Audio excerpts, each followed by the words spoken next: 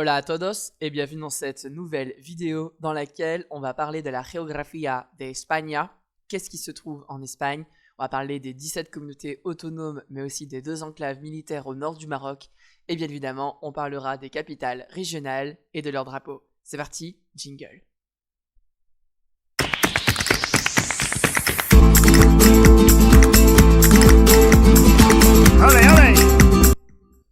Ah, l'Espagne, Espagna, un grand pays où se trouvent plusieurs régions et justement il y en a au total 17 qu'on appelle comunidades autónomas.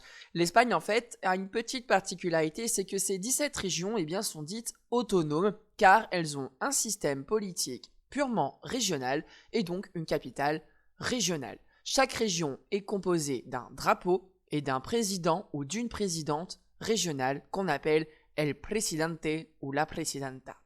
En Espagne, nous allons avoir 52 provinces, c'est-à-dire des divisions au niveau des régions, et certaines, comme par exemple Murcia ou Madrid, n'en ont qu'une seule, due à leur taille. Alors, la première question aussi qu'on peut se poser au niveau de la géographie espagnole, c'est ¿Cuántas fronteras terrestres hay en total? Et beaucoup de personnes se trompent puisque en Espagne, il y a 5 fronteras. Alors, lesquelles? La première frontière, c'est l'une des plus connues, le Portugal.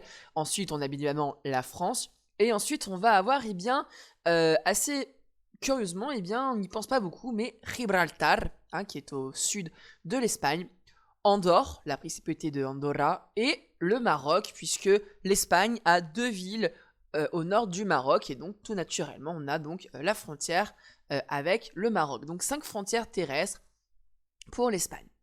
L'Espagne donc est un pays d'Europe, un país de Europa, en el sur de Europa, más precisamente. Su capital es Madrid y su capital, diríamos, turística es Barcelona. Vamos a ver ahora las famosas comunidades autónomas, sus banderas y notamment las capitales regionales. La première région que je vous propose, c'est Andalusia. Alors, elles sont classées par ordre alphabétique. Andalusia, donc la région du sud, avec donc comme capitale Sevilla. Ils parlent l'espagnol, mais avec un petit accent qu'on appelle el acento andalou. La deuxième communauté, c'est Aragon, pour capitale Zaragoza. Elle fait partie donc de l'un des premiers territoires espagnols, le royaume d'Aragon, et sa capitale est donc Zaragoza, et où on parle l'espagnol. Ensuite, nous allons avoir las Asturias, avec la capitale Oviedo, au nord de l'Espagne. Las Islas Baleares, ou plutôt appelées Illes Balears en catalan, puisqu'elles font partie du territoire où l'on parle cette langue régionale, le catalan, qui est assez développé. Capitale de las Islas Baleares, c'est bien Palma. On parlera là-bas l'espagnol, mais aussi el catalan. Alors, on me demande souvent, est-ce que le catalan est vraiment différent de l'espagnol? Oui, les 3 langues régionales, à savoir le galicien, le basque et le catalan, sont absolument différentes du castillan que l'on peut parler dans le reste de l'Espagne.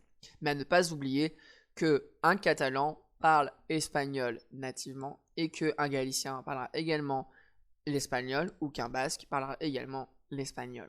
Ce sont des langues régionales. Ensuite, nous allons avoir las Islas Canarias, on va avoir 2 capitales, Santa Cruz de Tenerife et Las Palmas de Gran Canaria. Là, on parlera donc l'espagnol. Alors, ce sont les îles qui sont donc à l'ouest de l'Afrique et c'est justement un territoire espagnol non inintéressant puisqu'il est vraiment doté de plein de paysages différents et c'est très intéressant de le découvrir et de voyager aux îles Canaries. Ensuite, on va avoir donc le Cantabria pour capitale Santander. Alors, le Cantabria donc, est l'une des régions du nord et justement, elle va être voisine avec l'une des régions les plus grandes d'Espagne, à savoir Castilla y León, qui a pour capitale Valladolid. On va retrouver justement ces 2 symboles du drapeau régional sur le drapeau national, cette espèce de petit château avec ce lion qu'on va retrouver donc au niveau du drapeau national espagnol. Castilla y León, à ne pas confondre avec Castilla-La Mancha, où se trouve Toledo, l'ancienne capitale nationale, jusqu'en 1561, lorsque Madrid, elle, va devenir capitale choisie par la dynastia de los Austrias, avec notamment Philippe II de Austria, qui décida en 1561 de changer la capitale nationale pour Madrid. Retournons en pays catalan avec la Catalunya, pour capitale Barcelona, très connue du tourisme notamment, le tourisme qu'on appelle les sol y playa, le tourisme de soleil et de plage. Barcelona, capitale de Catalunya, là où on parlera donc l'espagnol, mais aussi le catalan, tout comme la Comunidad Valenciana, là où on parlera donc l'espagnol, mais aussi un petit dérivé du catalan, à savoir el valenciano. Capitale de la Comunidad Valenciana, capitale Valencia. On va avoir également donc beaucoup à l'ouest, Extremadura, l'Extremadura qui est donc la région à l'est du Portugal, le voisin espagnol, capitale Mérida. Passons en Galice, Galicia, avec la fameuse capitale Santiago de Compostela, là où se termine le parcours de Saint-Jacques de Compostelle, là où on parlera el espagnol et el gallego, c'est-à-dire le galicien, qui est une langue purement régionale et qui ressemble curieusement au portugais. Allons en centre avec la capitale, la Comunidad de Madrid, pour capitale Madrid, là où on parle l'espagnol avec ce fameux drapeau aux 7 étoiles qui représente la constellation de la Osa Mayor, la constellation de la Grande Ourse. Murcia, la région de Murcia, capitale Murcia, en dessous de Valence et au-dessus de l'Andalousie.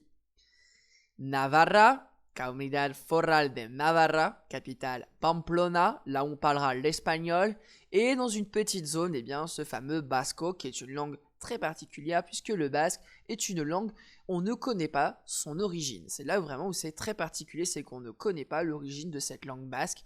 Et justement, parlons de basque, parlons du Pays basque, el País Vasco, et l'Euskadi, avec la capitale Vitoria-Gasteiz, là où on parlera el espagnol et el euskera, qui est le nom basco au Pays basque.